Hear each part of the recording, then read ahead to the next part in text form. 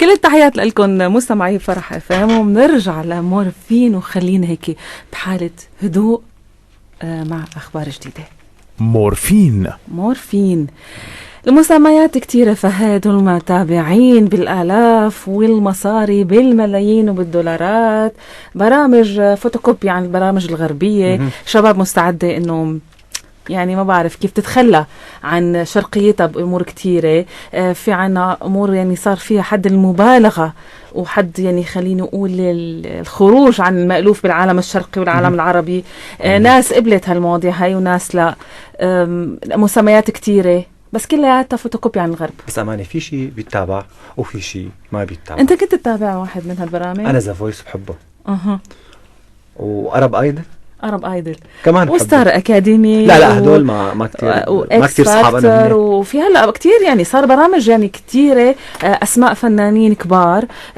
هي شغله يعني اقتصاديه او ماديه او هي شغله شهره او مسمى ما بعرف كيف، لكن في رفض كان كثير من اسماء كبيره انه تشارك بهالبرامج من فنانين بتقول لك ما حتقدم لي شيء، بالعكس رح تكون مسيئه لي. في بعض الفنانين قال انه حتى هي الاسماء اللي عم تكون ممثله للجان في البعض منا غير جدير كهيك كدراسة أكاديمية أو حتى كخبرة إنه هو يقيم الشباب اللي عم تقدم. بتعرفي أنا بحب الغناء كتير وبحب الموسيقى كتير. عرفت ليش لون أماني؟ أماني أنت معي؟ معك. ورحتي أماني؟ حاطيتي عم بتكتبي على الواتساب، شايفك أنا. مين أنا؟ ليس حرام عليك. بتحكي مع مها معناتها. عم بحكي مع مها. بنحكي مع أنس فرج. أنس طبعا المهم أماني خليني أقول كلمة قبل ما ناخذ المداخلة. خلي أنس خليك معنا. ذا فويس برنامج جيد وفعلا في مواهب جيدة فيه. مين اللجنة كانت ذا فويس؟ أنت متابعه؟ كاظم الساهر، الله. شيرين وعاصي الحلاني وصابر رباعي. أنا 4 مطربين هدول أسماء قوية كتير، وبصراحة عم تطلع لنا أصوات حلوة. وبصراحة هذا البرنامج جيد يعني، وحتى أرب آيدل هو برنامج جيد، ولكن يمكن الابتذال بطريقة في بعض البرامج، بطريقة العرض فيه والبزخ اللي عم يصير فيه، ولكن هو له ريع كبير. نحن بنعرف إنه رعاته في له رعاية ضخمة، شركات ضخمة. طب كم اسم من الأسماء اللي على مدى عشرات السنين اشتركوا بهيك برامج ظهروا ونجحوا وأخذوا المراكز الأولى؟ بده متابعة الفنان. ما في متابعة. في بس إنه يعني صناعة هالنجم خلال فترة البرنامج، بعدين خلص اختفى، إجا النجم اللي بعده. خلينا نشوف أنس شو رأيه. أنس فرج، أهلا وسهلا يا أنس. ألو، مساء الخير أنس. مساء النور. هلا، إن شاء الله اليوم ما يقطع التليفون. ايه ان شاء الله. اهلا وسهلا فيك. هلا فيك أنس. انا بعرف انه انت عندك مادة على هذا الموضوع. ايه تمام. ومهتم ومتابعهم كلهم. ايه انا ما قدرت احصر الاسماء كلها. ايه تفضل أنس. ايه هلا بنحكي اول شيء عن مشاركة المواهب السورية ببرامج المسابقات، مو هيك؟ تمام. هلا السنة لاحظنا انه في مشاركة كبيرة نظرا لانه في عدد كبير من البرامج اللي هو السنة واجت كلها بنفس الفترة. يعني احنا عندنا بالاسبوع الواحد تقريبا 4 أو 5 برامج ورا بعض، وعم بيتنافسوا على مجموعة قنوات فضائية وبمختلف خلينا نقول بمجالات متعددة. يعني احنا عندنا ستار اكاديمي رجعت السنة، فكان في موهبة سورية مع انها ما حلف الحظ وطلعت من الاسبوع الاول، لكن كان في مشاركة سورية بالمجمل.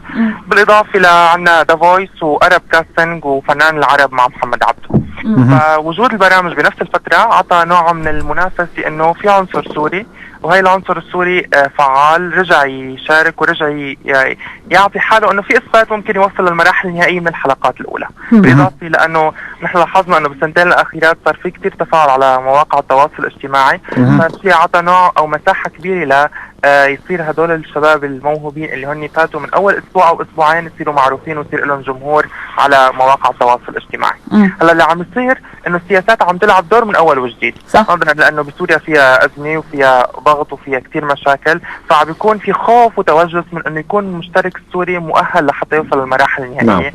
لانه في ضعف في التصويت، وبالتالي بالمقابل ممكن هاي القناة ما تربح من وجود مشترك سوري فيها. هي عامل. العامل الثاني انه السياسات السورية كمان عم تلعب دور، لانه مو كل الدول العربية اللي هي داعمة لهي البرامج مع السياسات بسوريا، فلهيك ممكن تكون مو مصلحتها انه يكون في متسابق سوري بالمراحل النهائية. فوجود السياسات بهاي البرامج عم بس السنة الماضية استاذي اخذ حازم شريف تمام. الأرب آيدل. بس نحن ما بننسى استاذ فهد انه السنة الماضية بوجود حازم شريف بالبرنامج كان في دلالة لحتى أن يرفع العلم السعودي بالحلقة الأخيرة. يعني حتى هاي استثمروا بس ما رفعوا العلم السعودي. لا هو ما رفعه، بس هو كان في محاولة من القناة لأدلجت هاي الفوز أو لحتى أنهم ياخذوه لمرحلة أو هدف بدهم إياه، إنه ما ينرفع علم سوري بالبرنامج وبالمقابل يكون في علم ثاني عم ينرفع. هلا أنس من خلال مواقع التواصل عم نشوف إنه في تيارين، خلينا نقول ناس إنه بتعتبر إنه المشاركة أو المتابعة لهيك برامج إنه هو حق على كل شخص حابب يتابع، لأنه بالنهاية تنفيس عن رغبته أو إنه رياحة نفسية. وفي ناس بتلاقيه بتهاجمه إنه معقولة أنت هيك نحن بأزمة والناس عم تموت ونحن عايشين بظروف اقتصادية واجتماعية وسياسية صعبة وعم تتابعوا، يعني حتى هاي صار فيها مشاكل. تمام. هلا بالمقابل نحن عم نعيش حرب من 5 سنين خلينا نعتبر. هاي الشيء مو جديد على سوريا، يعني الناس حست انه لازم تطلع من جو الازمه، جو الحرب، الجو اللي عم بيصير، بدها تعبر عن حالها، بدها تعيش بشيء هاي الموهبه تندعم لحتى تصل اللي بدها اياه. هلا بما انه السوق الاعلام رجع انفتح من جديد، وهي البرامج اللي ممكن توقفت لسنه وسنتين رجعت من اول وجديد وصارت بشكل دوري، فالمواهب حست انه انا ما عندي شركات انتاج بسوريا، ما عندي حدا يدعمني، ما حد عندي حدا يرعاني، فلازم روح على مساحه او خلينا نقول برنامج يعطيني فرصه لحتى اصير معروف على المستوى المحلي اول شيء، وبعدين على المستوى اقليمي.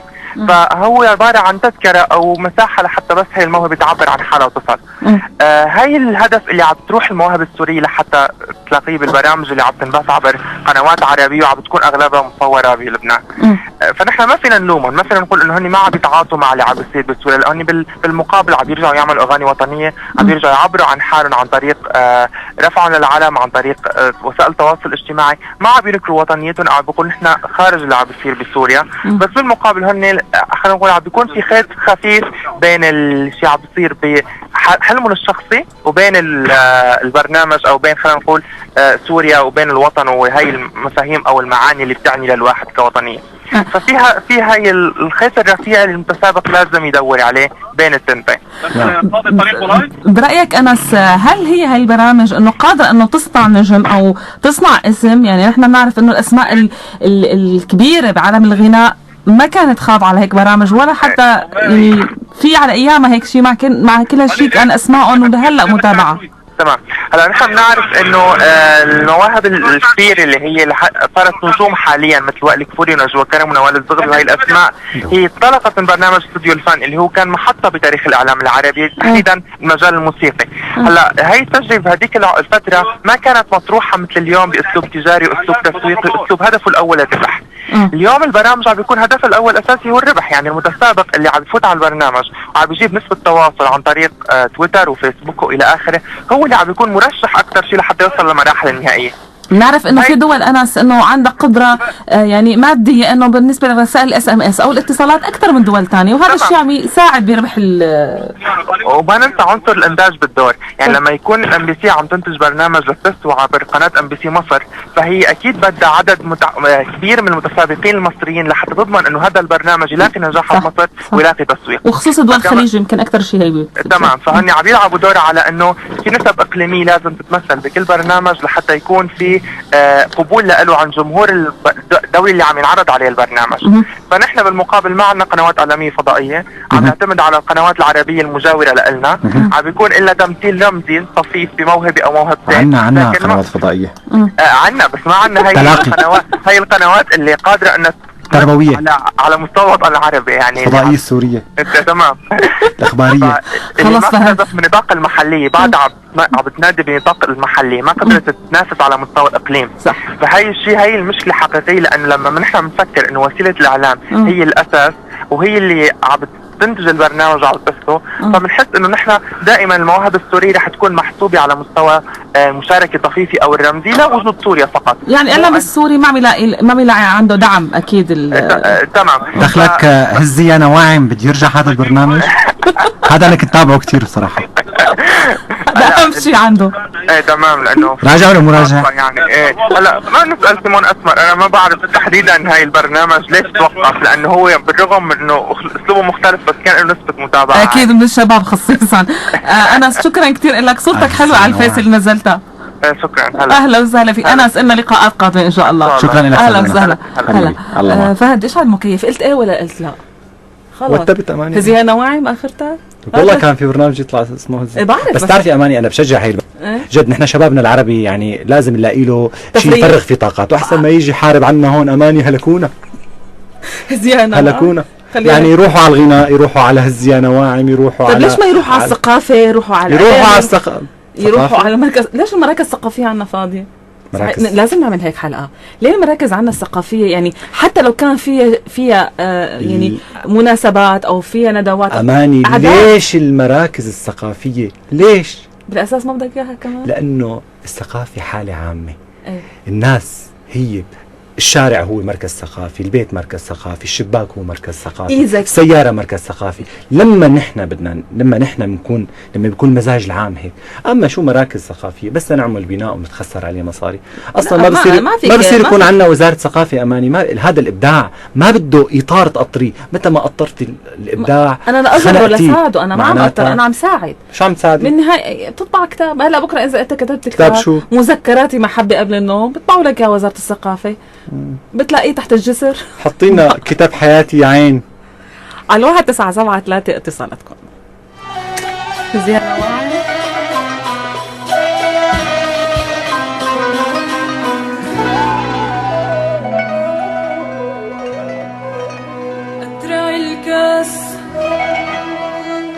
أترع الكاس وطيبها بعطر من لماك،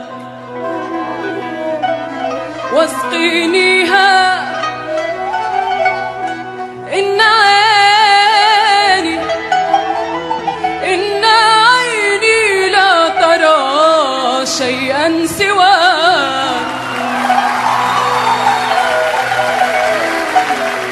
فليقولوا ما أرادوا،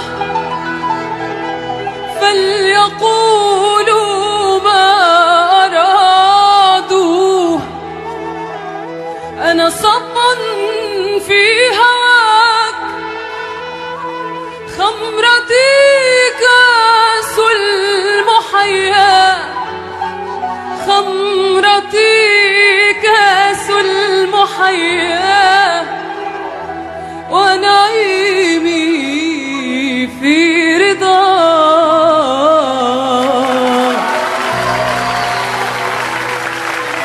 ولك درب حلب، درب حلب ودرب الشام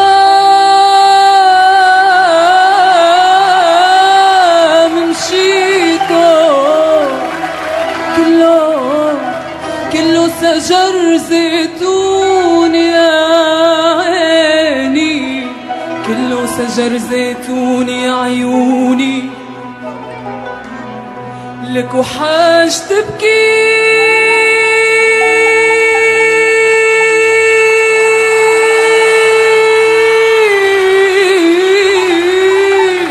وتنوحي.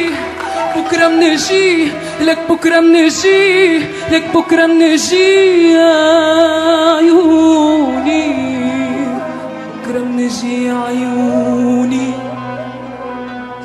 وعلى العقيق اجتمعنا نحن وسود العيون يا خيو، نحن وسود العيون. ما ظني مجنون ليلة قد شلنا بعض جنوني يا يما، قد شلنا بعض جنوني. وبقلبي حسرة ونظرة يمي المحبوب، هديلي عقلي ولبي دايما مسلوب. وبقلبي حسرة ونظرة يمي المحبوب، هديلي عقلي ولبي دايما مسلوب. شفته مرة بداره حل زراره، أنا شفته مرة